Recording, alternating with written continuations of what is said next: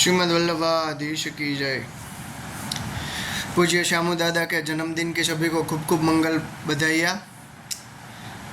एक बात है मेरे मन में जो बहुत दिनों से मुझे बतानी थी, मुझे वीडियो बनाना था पर मैं नहीं बना रहा हूँ। देखिए, इनमें मैं कोई ऐसे हमारे जैसे संप्रदाय के जो शब्द है, मैं ऐसा कोई नहीं, नॉर्मल बातचीत ही मैं करने वाला हूँ। कि एक बात समझिए, ना मैंने कभी महाप्रभु जी को देखा है, ना आपने कभी महाप्रभु जी को देखा है, और हम महाप्रभु जी के स्थान पर किन्हें देखते हैं? जो हमारे आचार्य है, जो बालक विराज रहे वर्तमान में, हम उसको, उसके अंदर हम महाप्रभु जी को देखते हैं कि हाँ भाई हमारे गुरु है। ठीक है, एक बात समझिए, महाप्रभु जी जब यहाँ पर भूतल पर विराजमान थे तब उन्होंने क्या सेवा करनी सिखाई थी? हाँ, मैं यही बोलूँगा कि उन्होंने क्या सेवा करना सिखाया था, सेवा कैसे होती है, उसके जो प्रमुख चीज़ें हैं वो क्या है। ठीक है, तो ये तो हमने कभी शास्त्र खोले ही नहीं। हमारे शास्त्र तो हमें ऐसे लगते हैं कि ये तो मर्यादा वालों के लिए है, हमारे लिए तो सिर्फ है भाव भाव भगवान, बावा बावा भगवान, बस हमारे लिए इतना ही है। गलत चीज़ है। महाप्रभु जी ने जो लिखा था, ऐसा नहीं महाप्रभु जी ने, हमारे पूर्वाचार्यों ने, जितने पूर्वाचार्यों ने जो भी लिखा था वो इसीलिए लिखा था कि कलिकाल में जब वे शरीर से हमारे साथ नहीं होंगे तब उसकी चेतना को हमें अनुभूत करना होगा, तो वो ग्रंथों को खोलना पड़ेगा, वो ग्रंथ को हमें पढ़ना पड़ेगा कि हमारे जो पूर्वाचार्य थे उन लोगों का विचार क्या था, उन लोगों का आचरण क्या था, उन लोगों की पद्धति क्या थी। तो ये सब तो हम भूलते जा रहे हैं।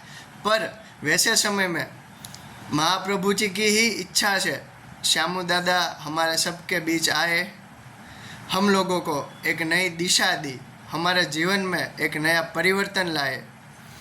तो सबसे पहले तो श्यामू दादा को भी खूब खूब धन्यवाद। और दूसरी बात कि हमने महाप्रभु जी को तो नहीं देखा, पर हाँ इतना बता सकते हैं कि श्यामू दादा जिस तरीके से रहते हैं, जिस तरीके से उनका जीवन है, जिस तरीके से वो अध्ययन करवाते हैं, जिस तरीके से उन्होंने ऐसा इनिशिएटिव लिया हुआ है कि नहीं, मुझे महाप्रभु जी के सिद्धांतों को हर एक पुष्टि मार्गी के घर तक पहुंचाना है। तो इनिशिएटिव भी नहीं, मतलब जिसके अंदर बीज होगा वो तो अपने आप जुड़ेगा ही। और वो जो आज की तारीख में, ऐसा नहीं कि चलो मैंने प्रवचन में पहले करता था, अब तो मैंने छोड़ दिया, मेरी एज हो गई है, मैं बीमार हूँ, मैं ये हूँ, मैं बोल नहीं सकता, ऐसा नहीं। वर्तमान आज की तारीख तक वो पढ़ाते हैं हमको। ठीक है, प्रत्यक्ष हो या परोक्ष हो, डजेंट मैटर। मैंने उसको देखा हो, मैं उनसे मिला हो या ना मिला हूँ, डजेंट मैटर। बहुत कुछ सीखा है मैंने।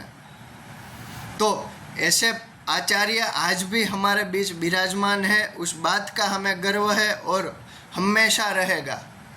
क्योंकि मैंने महाप्रभु जी को नहीं देखा, पर मैंने श्यामू दादा को देखा है।